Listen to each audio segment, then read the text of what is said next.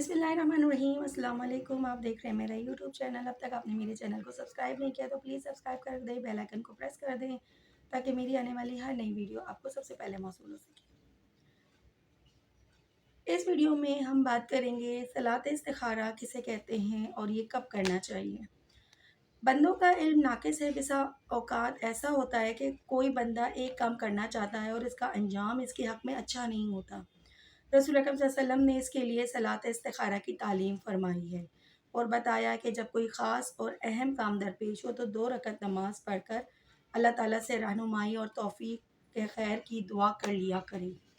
हज़रत जाबिर रज़ी अल्लाह अन्हु से रिवायत है कि रसूल अकरम सल्लल्लाहु अलैहि वसल्लम अब हमको अपने मामलात में इस्तिखारा करने का तरीका इसी एहतमाम से सिखाते थे, जिस एहतमाम से कुरान मजीद की सूरतों की तालीम फरमाते थे। आप सल्लल्लाहु अलैहि वसल्लम हमको बताते थे कि जब तुम में से कोई शख्स किसी काम का इरादा करे और इसके अंजाम के बारे में फ़िक्रमंद हो तो उसको इस तरह इस्तिखारा करना चाहिए। पहले वो 2 रकात नफिल पढ़े, इसके बाद अल्लाह के हुजूर में इस तरह से अर्ज़ करे, ए मेरे अल्लाह, मैं तुझसे तेरी सिफ़ इल्म के वसीले से खैर और भलाई की रहनुमाई चाहता हूँ और तेरी सिफ़्त कुदरत के ज़रिए तुझसे कुदरत का तालिब हूँ और तेरे अज़ीम फ़ज़ल की भीख मांगता हूँ, क्योंकि तू कादिर है, मैं बिल्कुल आजिज़ हूँ और तू अलीम कुल है और मैं हक़ाइक़ से बिल्कुल नावाकिफ़ हूँ और तू सारे ग़ैबों से बाख़बर है। बस ए मेरे अल्लाह, अगर तेरे इल्म में मैं मेरे लिए ये काम बेहतर हो, मेरे दीन, दुनिया और आखिरत के लिहाज से, तो इसको मेरे मुक़द्दर कर दे और आसान फरमा दे और फिर इसमें मेरे लिए बरकत भी दे।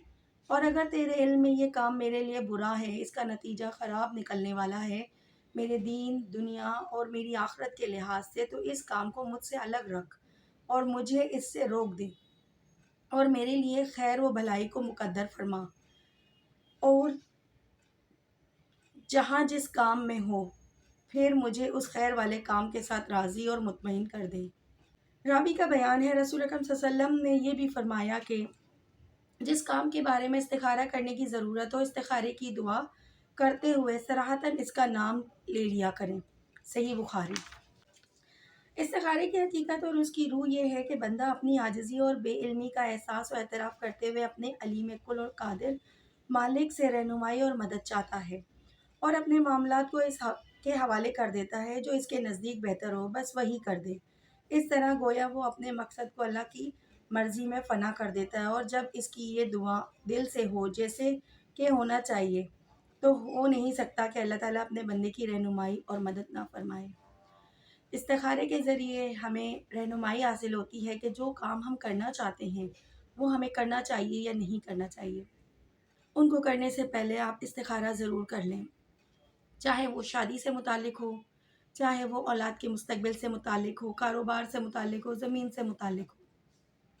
ग़र्ज़ के हर अहम काम के करने से पहले आप इस्तिखारा करें, 2 रकात नमाज़ पढ़ें और उसके बाद अल्लाह के हुज़ूर अपनी अर्ज़ को पेश करें कि अल्लाह, अगर ये चीज़ मेरे दीन, दुनिया और मेरे लिए बेहतर और भलाई है, तो इसको आसान फ़रमा दें और अगर इसमें मेरे लिए बुराई है, तो इसे मुझसे दूर फ़रमा दें।